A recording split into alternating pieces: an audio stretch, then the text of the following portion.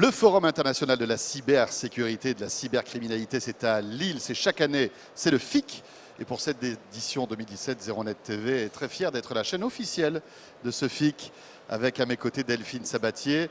Et depuis hier, on vous propose en fait de survoler quelques-uns des cas de sécurité qui nous paraissent ici intéressants. On va évoquer les réseaux électriques, Delphine, avec notre invité, Mathias Pofs, qui est là. Bonjour. Bonjour. Vous êtes directeur régional chez Enedis. Enedis qui distribue le courant, c'est bien ça, qui distribue l'électricité sur le territoire français. Exactement. C'est le nouveau nom en fait de ERDF, c'est ça? Comment? C'est le nouveau nom Enedis. Exactement, c'est le nouveau nom de ERDF qui a changé l'année dernière. Voilà, avec un nouveau logo, etc. Et donc, vous, votre problématique, c'est de numériser, en fait, le réseau électrique. Mais la question qu'on peut se poser, mais ça sert à quoi de numériser un réseau électrique? Alors, c'est une très bonne question. Pourquoi on numérise le réseau électrique? Oui. Alors, comme vous le savez, depuis la COP21, les différents pays européens mais mondiaux se sont engagés dans la transition énergétique. Alors, ça veut dire quoi? Ça veut dire qu'on va intégrer de plus en plus d'énergies renouvelables, des nouveaux modes de consommation avec la maîtrise de la demande de l'énergie, mais également plus de mobilité électrique. Donc pour atteindre les objectifs, si on peut en citer quelques-uns, réduire de 40% l'émission de CO2 ou alors encore intégrer 32% d'énergie renouvelable dans le mix énergétique, ou 7 millions de véhicules de recharge d'infrastructures de véhicules électriques sur le réseau, on ne peut plus avoir un réseau qui reste, je dirais, passif et monodirectionnel, mais il va devenir de plus en plus bidirectionnel et dynamique. Ça devient un réseau intelligent, en fait, c'est ça? Tout à fait. Au-delà de la structure même de la puissance qui sert à acheminer l'énergie, enfin des réseaux de puissance qui acheminent l'énergie, on va devoir le rendre plus observable et pilotable pour à tout moment en temps réel adapter les chemins de l'électricité à la production et la consommation. Comme vous le savez, l'électricité ne se stocke pas et donc on doit en permanence adapter les chemins de l'électricité pour que la production corresponde à la consommation des clients.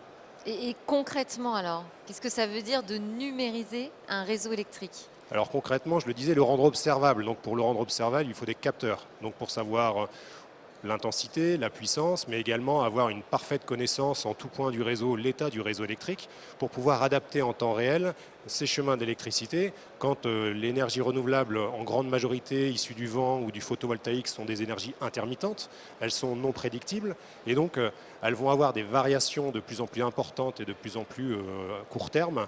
Il faut que notre réseau soit dynamique et puisse s'adapter en temps réel à ces variations. Ces capteurs, ils sont où? Ils sont dans le compteur Linky par exemple, le nouveau compteur? On a plusieurs capteurs, tout à fait. Celui qui est le plus visible aujourd'hui pour le client, c'est le compteur communicant Linky, puisque c'est celui qu'il voit chez lui. Je dirais que c'est l'interface entre la transition énergétique et le client. C'est-à-dire qu'il va lui permettre d'avoir accès à ses données de consommation et le rendre acteur de la transition énergétique. Bien entendu, il nous permet d'avoir des données de consommation des clients, mais on va également avoir sur le cheminement des réseaux, il faut savoir que c'est 1,3 million de kilomètres de réseau Enedis en France, 82 000 kilomètres en région Hauts-de-France.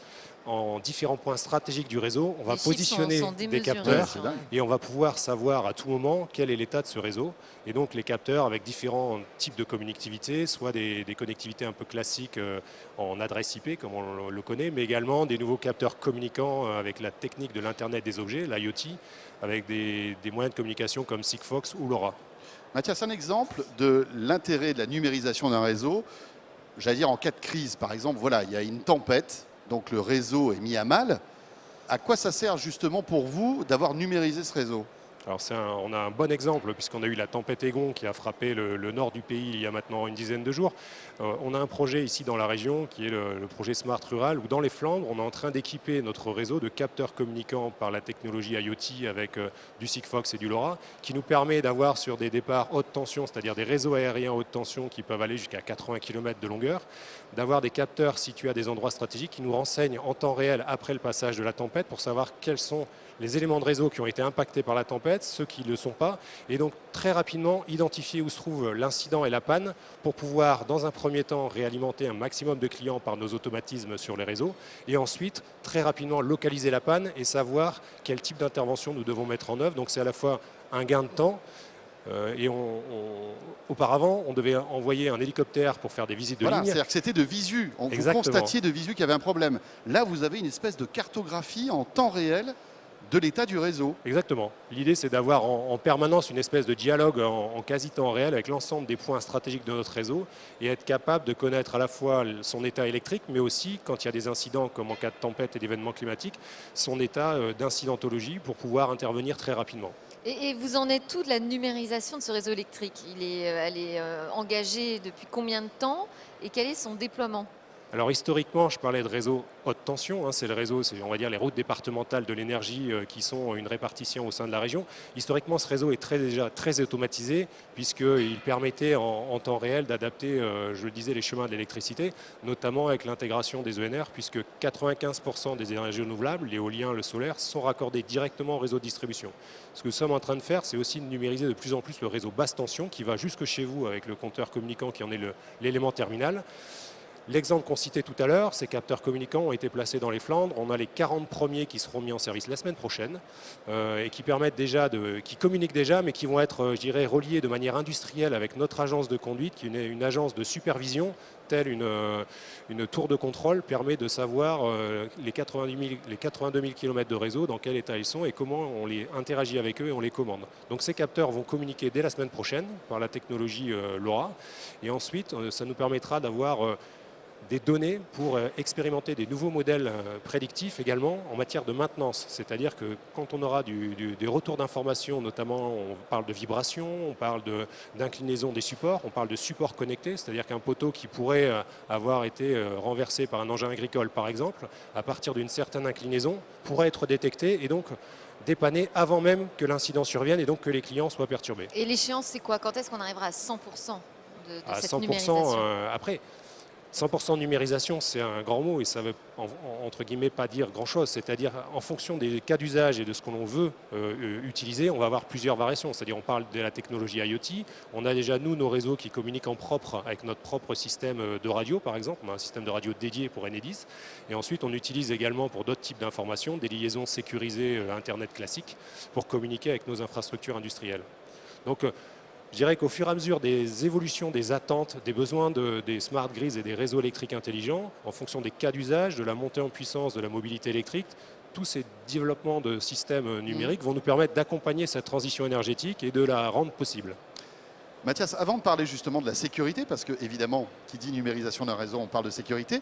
Quel est, alors moi je me mets égoïstement à la place de, je suis client, ça va me servir à quelque chose aussi que vous numérisiez ce réseau? Ça va m'apporter des informations supplémentaires ou m'apporter du confort supplémentaire? Alors il y a deux aspects, on va dire, d'avantage client. Premier avantage client, c'est, on le parlait tout à l'heure, en cas d'incident climatique, c'est de raccourcir les délais de réalimentation. Ça c'est très simple, c'est-à-dire qu'on va gagner en temps de réalimentation. Vous assurez la continuité du service. Exactement, au maximum. on assure la continuité du service pour que ce soit le plus en plus transparent pour le client, malgré les incidents climatiques qu'on a pu connaître avec des vents à plus de 150 km/h il y a 10 jours. Ensuite, le deuxième intérêt, on parlait d'un objet communicant qui est chez vous, qui est le compteur communicant Linky, c'est permettre On n'a pas tous encore. Hein. Il est en train de se déployer. Aujourd'hui, au moment où on se parle, il y en a plus de 2,2 millions qui ont été déployés en France. On est à 150 000 dans la région des Hauts-de-France qui ont été déployés. Et ces compteurs vont vous permettre d'avoir accès à vos données de consommation via une interface, soit smartphone, soit un site internet, et donc de pouvoir disposer de votre profil de consommation et de vos habitudes de consommation. Tout ce qui se mesure s'améliorant, ça vous permet, vous, de pouvoir maîtriser votre consommation en adaptant en fait vos modes de consommation à vos modes d'utilisation et d'avoir des informations qui vous donnent une indication par rapport à un logement comparable, à une composition familiale comparable, si vous avez un bâtiment qui est plutôt énergivore ou pas, et si vous avez un comportement vis-à-vis de votre consommation énergétique qui est plutôt vertueux ou pas. Donc à terme, on peut peut-être même faire baisser notre facture. Exactement, l'objectif c'est de faire baisser. Alors, on commence à avoir des retours d'expérience dans certains pays où des premiers compteurs communicants qui étaient moins évolués que compteurs Linky avaient été déployés. On est de l'ordre entre 10 et 30% de gains qui peuvent être suivant les cas. C'est toujours pareil. Plus vous aviez un comportement qui n'était pas vertueux, quand vous allez vous observer et commencer à améliorer votre comportement, bien sûr, la réduction de fracture sera plus significative. En fait, plus on suit de près sa consommation, moins on consomme. Il y a vraiment un lien Exactement. de cause à effet. Et de plus en plus, on parlait tout à l'heure de l'impact des énergies renouvelables, c'est que ça va être le volume, mais aussi le temps et le moment auquel vous allez le consommer. C'est-à-dire que on va chercher à limiter un phénomène qui s'appelle la pointe, c'est-à-dire que les pointes de consommation sont plutôt à midi et le soir quand les gens rentrent chez eux. Donc on va être, par exemple, on parlait du véhicule électrique tout à l'heure, si chaque personne qui a un véhicule électrique demain arrive chez lui le soir à 19h et raccorde son véhicule électrique, forcément tout le monde va recharger son véhicule en même temps et donc créer des contraintes techniques sur le réseau qui vont nécessiter des investissements.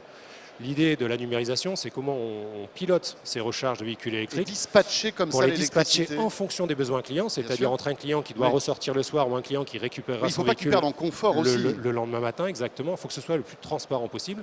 Et ça permet de niveler cet appel de puissance et donc à service et à usage équivalent pour le client, d'avoir à limiter et optimiser les investissements publics d'infrastructures sur les réseaux de distribution. Et ça marche déjà ou c'est prévu dans Ça quelques marche déjà temps? en fonction du déploiement des véhicules électriques. C'est-à-dire D'accord. qu'on devance en fait les besoins, c'est-à-dire qu'on doit préparer notre réseau à la montée en puissance de la mobilité électrique et notamment au sein de la région. On a été lauréat et on a accompagné la région Hauts-de-France et la métropole européenne de Lille dans l'appel à projet national sur l'industrialisation des réseaux électriques intelligents. Aujourd'hui, nous sommes 3 lauréats en France. Il y a la région des Hauts-de-France, la région de Provence-Alpes-Côte d'Azur et la région Ouest et Bretagne. On expérimente au cœur de la métropole ces cas d'usage qui permettent justement de préparer le réseau à l'arrivée de cette mobilité électrique. Alors, qui dit numérisation électrique, Delphine, dit Problème de menace sécurité. de sécurité. En quoi, alors j'imagine que c'est un problème que vous prenez à bras le corps. Quelles sont vos craintes justement en numérisant ce réseau? Quels sont les problèmes de sécurité que vous pourriez rencontrer? Alors je dirais que les craintes sont celles de tout industriel, c'est-à-dire que nos infrastructures industrielles doivent être protégées pour ne pas être manœuvrées par quelqu'un qui serait malveillant. Et bien sûr, quand on parle d'adaptation des chemins de l'électricité, on peut se dire que peut-être quelqu'un chercherait à prendre la main sur des objets qui permettent de modifier l'alimentation électrique de certains sites. Mais l'idée, c'est qu'un est-ce pirate qu'il peut y puisse couper, avoir par exemple, le réseau. Ouais, Enfin, un je veux dire, là, je blackout suis... Par exemple, Un alors blackout il faut savoir que total. les blackouts, par exemple, ça c'est aujourd'hui rigoureusement impossible. On a des systèmes de sécurité qui nous permettent de serrer, d'isoler les éléments les uns des autres pour ne pas aller vers un blackout total. Et dans ces nouveaux éléments que nous intégrons au fur et à mesure, on a à faire face à un paradoxe de l'IoT, par exemple, c'est-à-dire qu'on veut des éléments communicants qui soient peu chers, mais qui soient très sécurisés. Donc là, notre stratégie, ça a été de travailler en parallèle de nos systèmes d'information existants, système cœur, pour que l'on puisse développer les systèmes de communication via l'IoT et les capteurs communicants, et donc via une plateforme unique au sein d'Enedis qui va capter toutes les informations issues de l'Internet des objets et assurer cette interface avec nos systèmes informatiques et donc bien sûr avec les systèmes de sécurité, je dirais ex post, c'est-à-dire a posteriori, pour s'assurer que les données transmises soient en mesure de communiquer avec nos systèmes centrales. Alors bon, on l'a dit, la menace, c'est le fait qu'on puisse pirater votre réseau, mais il n'y a pas que ça. Il y a aussi, on va dire, la collecte d'informations. Mes données perso électriques, alors elles ont de la valeur, j'imagine. Elles peuvent avoir de la valeur pour des personnes malveillantes? Tout à fait.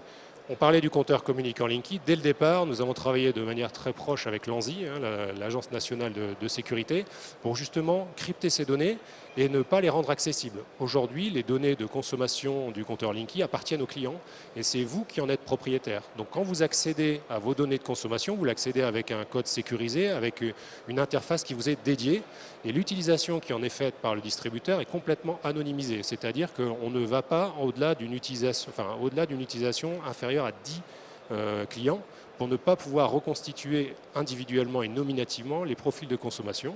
Donc ça, c'est quelque chose qui est sécurisé vis-à-vis du client. Et ensuite, on a des systèmes de protection même physique en hardware dans notre système de communication Linky qui permet de s'autodétruire dans l'élément de communication, le concentrateur qui se trouve dans nos postes de distribution. C'est-à-dire que s'ils étaient cibles d'une attaque cyber, on a une espèce de fusible, on va dire, numérique qui interdit la communication entre le système Linky et l'extérieur, en fait, une attaque qui pourrait venir de l'extérieur. Et là, vous rentrez dans une nouvelle problématique, vous aussi, de big data, parce que vous allez collecter énormément d'informations, alors qui vont être anonymisées, mais que vous devez être capable de traiter, de comprendre et d'avoir des réactions à la suite de ça. Vous avez des nouveaux interlocuteurs là-dessus, sur le big data. C'est un changement de métier finalement pour Enedis un peu. C'est des nouveaux métiers. On voit qu'avec l'adaptation des réseaux, on va numériser des nouveaux métiers. On a aujourd'hui, dès le mois de janvier, j'ai recruté dans mon unité les premiers opérateurs de réseaux type Sigfox et LoRa. On a des data scientists qui ont été recrutés. On est le premier distributeur européen à avoir créé une base de mise en ligne de données du réseau de distribution publique, avec toute une série de données qui est accessible via le site d'Enedis. On met en ligne ces données qui sont d'ordre public. Les données, bien sûr, sécurisées ne le sont pas et on les protège. Mais c'est toute une gamme de nouveaux métiers au sein de la distribution qui nous fait basculer, on va dire, d'un simple gestionnaire d'infrastructure à vraiment un gestionnaire de système. Et bien entendu, avec les principes de sécurité. Donc, on a des spécialistes de la cybersécurité au sein de nos équipes au niveau des C'est médias. intégré dès le départ, la Dès sécurité. le départ, voilà, on parle de security by design, on est vraiment dans ce type de choses. On a un deuxième objet où on travaille sur des principes de mise à jour évolués. Alors on avait deux exemples. Récemment, vous aviez Chrysler qui a été obligé de faire un rappel de ses 1,4 million de véhicules. Tesla qui avait prévu un système de mise à jour over the air qui permet lui de faire ses mises à jour et de s'adapter en temps réel au type de menaces qui évoluent. On est dans ce genre d'approche, c'est-à-dire comment notre système, en étant téléopéré par exemple pour les compteurs communicants, on peut faire des mises à jour de firmware régulières pour s'adapter à différents types d'attaques et à différents types d'évolution aussi de principes logiciels, d'algorithmes, voire de matériel. Voilà, la révolution du numérique est en marche du côté de la distribution donc électrique. Merci beaucoup. Merci Mathias à vous. Bofse, rappelons que vous êtes directeur régional Enedis pour les Hauts-de-France. Merci. Merci. Merci. Au revoir. Et bien voilà Delphine, notre Déjà, notre voyage ici à Lille pour ce FIC 2017 est terminé. On a fait des rencontres super intéressantes à retrouver évidemment en replay sur 01net TV, sur 01net.com, mais aussi sur la page officielle du FIC et aussi notre live d'hier où on a évoqué, on va dire, tous les aspects grand public de la sécurité. toutes les en grandes compagnie tendances de de nos ce invités. FIC 2017. Voilà, merci en tout cas de nous avoir suivis. Merci aux organisateurs du FIC de nous avoir reçus. Merci. Et puis on se retrouvera avec beaucoup de plaisir, pourquoi pas l'année prochaine. D'ici là, très bonne journée à vous toutes et à vous tous.